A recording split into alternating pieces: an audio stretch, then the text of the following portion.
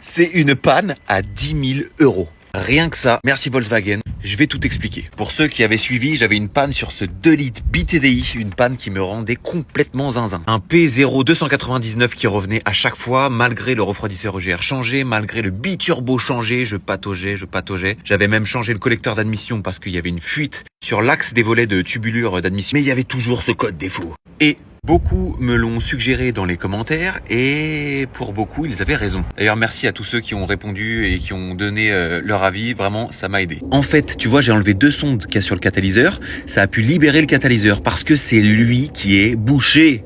J'y avais déjà pensé à un catalyseur ou un FAP bouché, mais en fait j'avais des bonnes valeurs à la valise par rapport au FAP, à la pression différentielle. Du coup j'avais complètement écarté ça. Mais j'avais pas de valeur au niveau du catalyseur. Et en fait c'est lui qui a été bouché. Donc je résume la panne depuis le début. Pourquoi je dis que c'est une panne à 10 000 euros? Premièrement, j'ai eu une fuite au refroidisseur EGR. Dans le refroidisseur EGR, ça laissait un peu de liquide de refroidissement passer dans la ligne d'échappement. Donc il n'y avait aucune fuite apparente, mais une baisse de liquide de refroidissement. Ce liquide de refroidissement passant dans les gaz d'échappement a éclaté, en tout cas complètement bloqué, la géométrie variable du turbo haute pression. Donc il a fallu remplacer le turbo haute pression, mais c'est un biturbo là-dessus. Ça se vend en une seule pièce et donc ça coûte une blinde. Mais il s'est pas arrêté là. Le liquide de refroidissement, il est aussi passé par le catalyseur et le FAP, ce qui a dû créer un truc vraiment pas normal là-dedans et ça a colmaté le tout.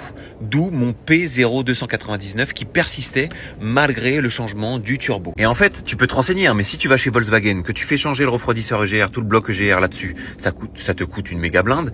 Un biturbo, juste la pièce, c'est 3200 euros. Je crois qu'avec la main d'œuvre, ils te facturent 5000 euros. Le diagnostic, le catalyseur, le FAP, parce qu'ils vont tout changer. D'origine, ça va coûter encore une méga blinde. Tu rajoutes à ça les essais routiers, les apprentissages à la valise, le temps passé. Tu peux être sûr qu'en concession, t'en as pour plus de 10 000 euros.